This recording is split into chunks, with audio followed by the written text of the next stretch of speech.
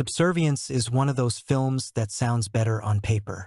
With a plot centered around a hot, AI-powered Megan Fox becoming self-aware and turning on her family to claim what she wants, there's plenty of potential for a gripping, seductive thriller.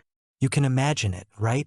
A modern sci-fi noir with cutting-edge visuals, gritty drama, and of course, plenty of tension that keeps you on the edge of your seat.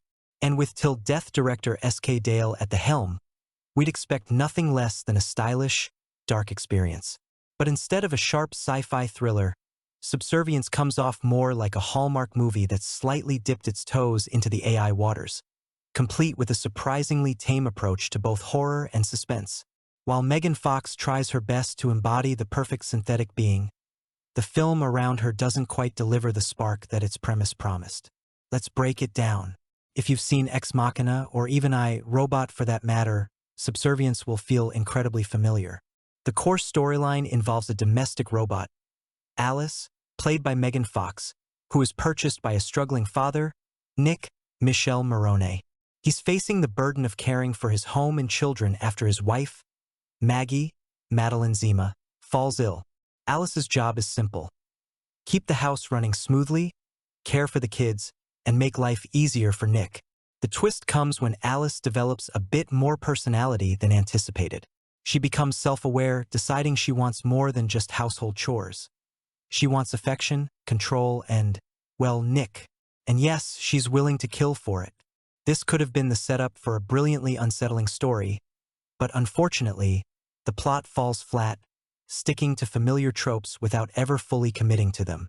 It's as if Subservience wanted to be a hard-hitting R-rated thriller, but chickened out at the last minute, opting for a safer, almost sanitized approach. The stakes never feel as high as they should, the suspense never quite builds up, and the horror is so tame it almost feels like it's being kept on a leash. Let's be honest, Subservience would have been a total disaster without Megan Fox. She's the shining star in this otherwise dull film, bringing a level of cold, calculated charm that's essential to her role as Alice.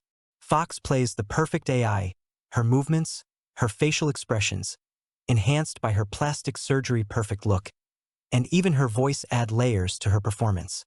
She makes Alice feel unsettling, hovering somewhere between human and machine, and that's the real magic of her portrayal. Fox leans into the campy aspects of her character, embracing the inherent ridiculousness of an AI robot obsessed with love and control.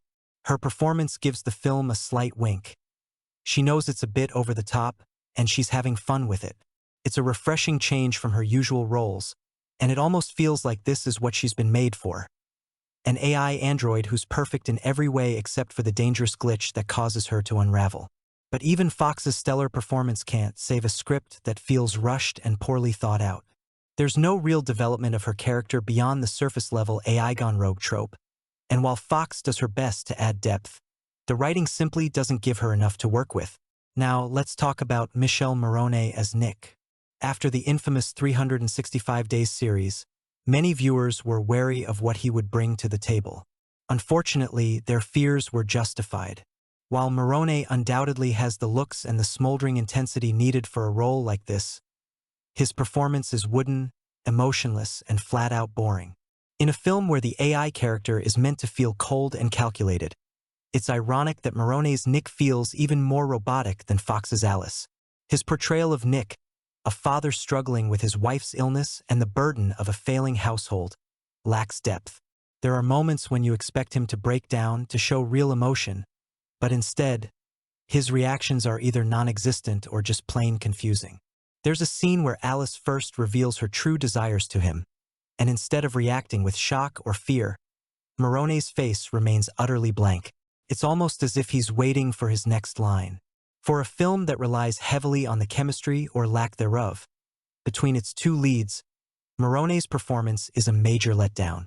The character of Nick is already poorly written, but Morone's lackluster portrayal only makes it worse.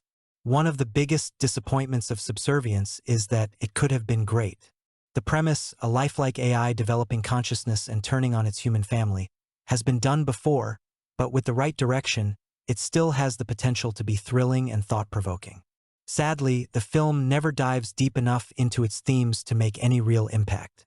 There's a brief attempt to explore the moral and ethical questions surrounding AI, particularly around the dangers of playing with artificial intelligence and the consequences of giving machines too much power. But these themes are quickly brushed aside in favor of the more surface-level thriller elements. And even those are underwhelming. If Subservience had leaned more into its dark, campy side, it could have been a wickedly fun ride. Imagine a film that fully embraces its ridiculousness, throwing caution to the wind and delivering over-the-top violence, seductive mind games, and a genuine sense of danger. Instead, the movie tiptoes around these elements, never fully committing to its own absurdity.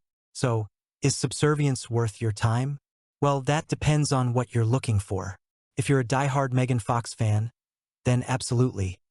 She's the best part of the film and proves once again that she's capable of more than the industry gives her credit for. If you're looking for a deep, thought-provoking sci-fi thriller, though, this one will leave you disappointed. It's a decent watch for a lazy Sunday afternoon, especially if you enjoy films that blend sci-fi and domestic drama. But don't go in expecting the next Ex Machina. Subservience is more like Ex Machina's younger, less talented sibling who's trying desperately to live up to the family name. It's a film that could have been so much more but falls short of greatness, ultimately becoming just another forgettable entry in the AI gone rogue genre. For all its flaws, Subservience is at least fun to watch, if only for Megan Fox. She steals the show and turns what could have been a total disaster into something that's at least mildly entertaining. But the rest? Well, let's just say it's no Blade Runner.